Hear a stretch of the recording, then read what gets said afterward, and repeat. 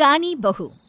किशोरी लाल जी के बेटे राघव की शादी की बात जगह जगह चल रही थी, लेकिन किशोरी लाल जी को कोई लड़की पसंद ही नहीं आती थी। और उसकी एक ही वजह थी, किशोरी लाल जी का लालची होना। उनको लड़की वालों से मोटा दहेज चाहिए था और इसी चक्कर में एक दिन वो एक बहुत पैसे वाले के घर अपने बेटे का रिश्ता लेकर पहुंचे। उस आदमी का नाम था ओम प्रकाश। देखिए किशोरी लाल जी, मेरी एक ही बेटी है और मेरी सारी संपत्ति जायदाद सब कुछ मेरी बेटी नैना का ही है। पापा, नाम से लगता है बहुत खूबसूरत होगी। कितना अच्छा नाम है ना, नैना। ओ वैसे बात तो सही है आपकी। अब इतना पैसा है, जमीन जायदाद है, इकलौती बेटी, आप भी क्या करेंगे?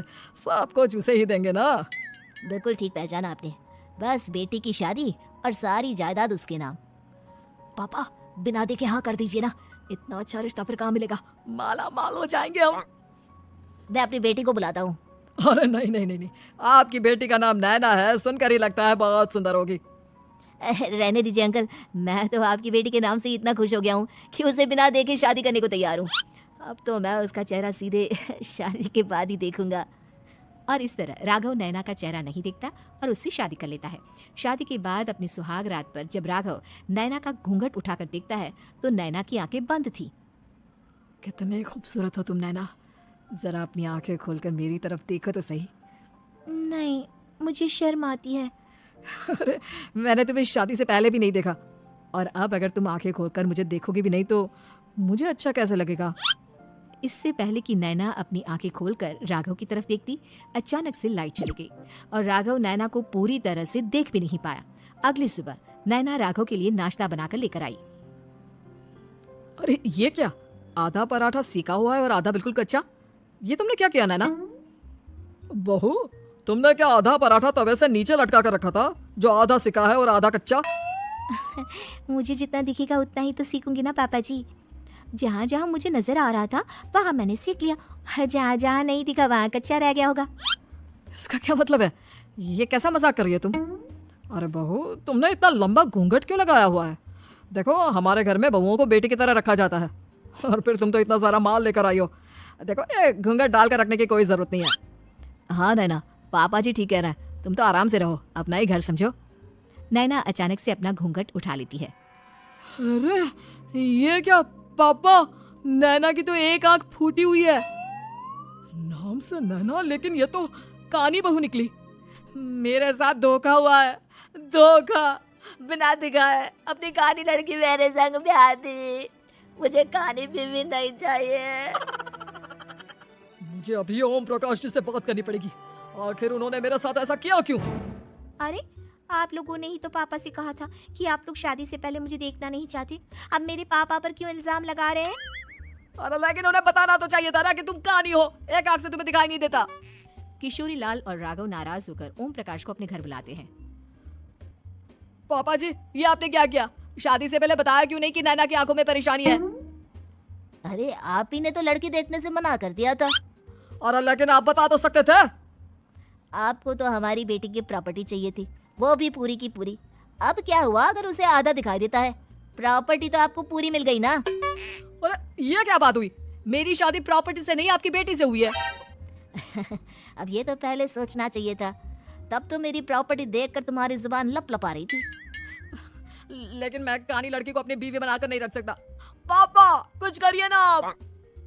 हाँ करता हूँ। देखिए ओम प्रकाश जी, आप हमारे साथ ऐसा नहीं कर सकते।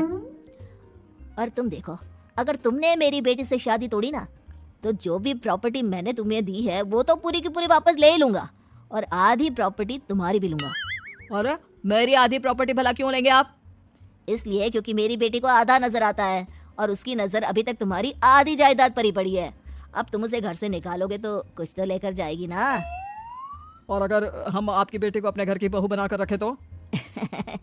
तो तुम्हारी पूरी प्रॉपर्टी तुम्हारी ही रहेगी, और जो मैंने तुम्हें दिया है ना, उसमें से बस मैं आधा लेकर जाऊंगा। अरे लेकिन अब आप अपनी दी हुई प्रॉपर्टी में से आधी वापस क्यों लेकर जाएंगे, अगर मैं आपकी बेटी को अपनी पत्नी बनाकर रखने को तैयार हूँ तो? इसलिए ताकि भविष्य में अगर तुम मेरी बेटी को धोखा दो तो उसके पास कुछ तो रहे जो पति का हो, वैसे मेरे पास तो बहुत कुछ है, लेकिन अपने पति की कोई निशानी तो उसके पास होनी चाहिए ना। अब अगर तुमने मेरी बेटी को कानी कहा तो तुम्हें प्रॉपर्टी भी कानी ही मिलेगी, पूरी नहीं। जमाए राजा।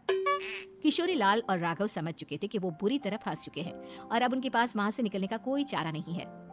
अब समझ में आया ना, लालच बुरी बला होती है। एक तो तुम्हें प्रॉपर्टी मिली, ऊपर से बीवी मिली, उसमें तुम्हें नखरे भी दिखाने हैं। आए बड़ी, चुपचाप बैठो दोनों। कुछ दिनों के बाद नैना राघव की कार लेकर बाजार घूमने निकलती है और जब कार लेकर वापस आती है, अरे, ये क्या? एक तरफ से मेरी गाड़ी पूरी खराब हो चुकी है। लगता है तुमने मेरी गाड़ी को किसी दूसरी गाड़ी के साथ एक्सीडेंट किया है। अरे अरे, कितना बड़ा नुकसान कर दिया तुमने बहू। वो क्या है ना पापा जी, मुझे एक आंख से दिखाई नहीं दे रहा था, सामने से गाड़ी आ रही थी। मुझे तो सिर्फ आधा ही दिखाई दिया और वो गाड़ी मेरी कार से रगड़ते हुए निकल गई। अब मैं क्या करूं बताओ? अब इसे ठीक कराने के पैसे कौन देगा? तुम्हारे पापा। तुमने मुझसे इस तरह से बात की? अभी रुको। नैना राघव की शिकायत ओम प्रकाश को कर देती है।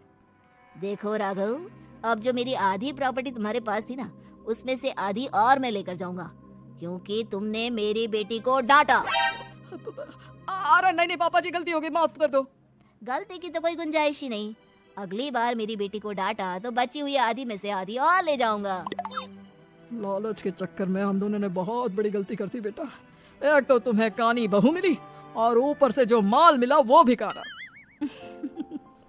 इस तरह राघव की हर एक गलती पर ओम प्रकाश उसकी प्रॉपर्टी का आधा आधा हिस्सा लेकर अपना सारा माल वापस ले गया और राघव को कानी बीवी से काम चलाना पड़ा।